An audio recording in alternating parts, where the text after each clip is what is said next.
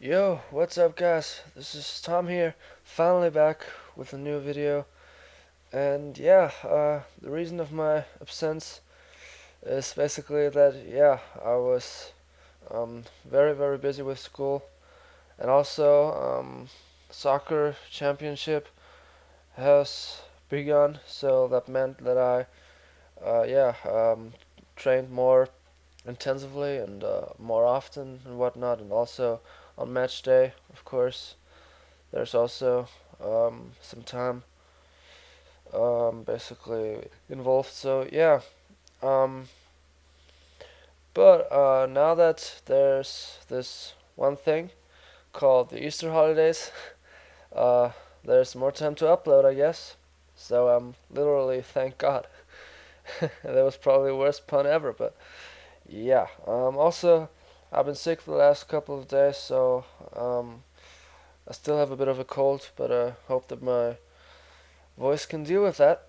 Alright, so to the match that's about to start, I've been getting into NU lately, and yeah, I can say I really like the tier because yeah, it's pretty cool to use some random stuff and whatnot and see how it works. But alright, so I love my camera up to see itself with this Volbeat, and I didn't really know back then what a Volbeat would do, so I just went for Stealth Rock as he goes for the Rain Dance. So, and as I said, I didn't really know what Volbeat does, so I didn't know that it could learn Encore.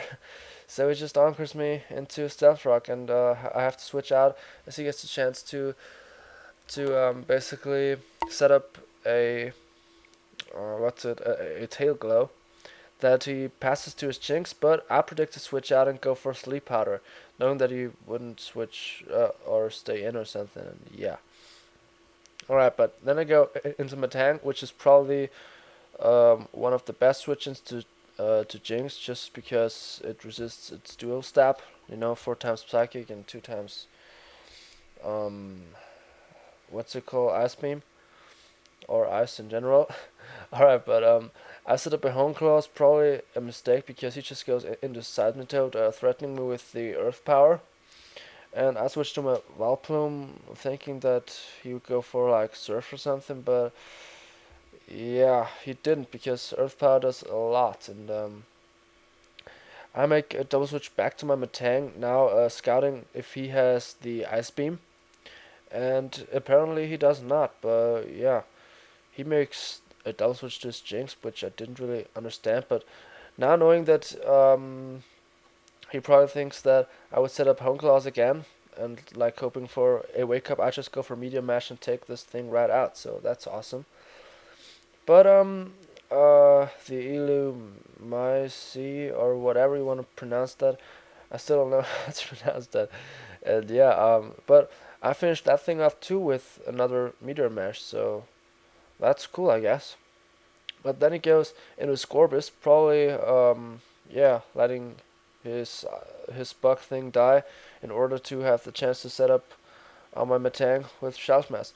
And I go to my Quagsire thinking that I could wall this Scorbus, but I always forget that those things pack the HP grass just for Quagsire. I mean, he told me in the chat that he's also contemplating to, run Shadow Ball over HP grass just to deal with, I guess, Gardevoir or no, what did he say? I think Jinx.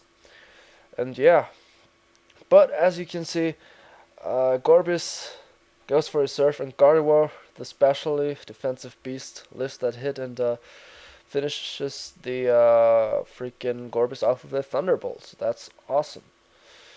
But Seismitoad is there, and there's 2 turns of rain remaining. So yeah, the Seismitoad is probably the biggest threat to my team because I really don't have much to handle it. So I'm just protecting with my 2 things that have protect, namely Camerupt and Gardevoir, to make the rain, go away and whatnot. But then I go to my Valplume, kind of as, I don't know, as a pivot switch, I guess, because I don't know what I could do with it anymore and stuff. But I probably should have kept it alive or something because Floatzel, he has left. I guess he could deal with it, but uh, then I'm sending Garbodor kind of to just weaken the Seismitoad because yeah, I go for Body Slam and it doesn't really do much. So Seismitoad is also pretty bulky, I guess. And I just got a text message. Hopefully it couldn't hear the vibration or something. But anyways, Camera I just basically let this thing die in order to finish the Seismitoad off with its own life of recoil. Man, I have to get used to narrations again because I haven't done that in quite some time. But yeah, the last thing I have right here is the Metang, and I just go for Meteor Mash, not wanting him to anchor me into it, but I get an attack raise, which is pretty awesome because Floatzel probably can take a lot of those Meteor Mashes with the attack raises because, yeah, its defenses are paper thin and whatnot. But he goes for Waterfall and it doesn't do half, so that's nice. And it looks like this Meteor Mash is a 2 KO, but what do you know? Of course, Waterfall flinches my Metang. So basically, he can just finish me off with another Waterfall, and that's game. But yeah, it was an awesome game. Shen NU testing or something. He's a pretty good battler, as I recall from looking at the ladder and whatnot. So yeah, but I hope you enjoyed actually, and hope you stick with me now with a couple of, well, not a couple of, I don't know what I'm talking about.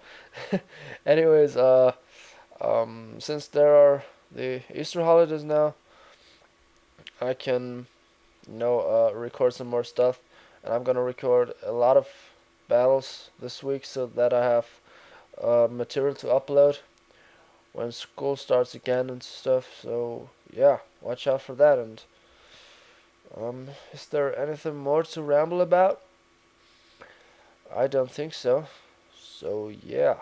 Um.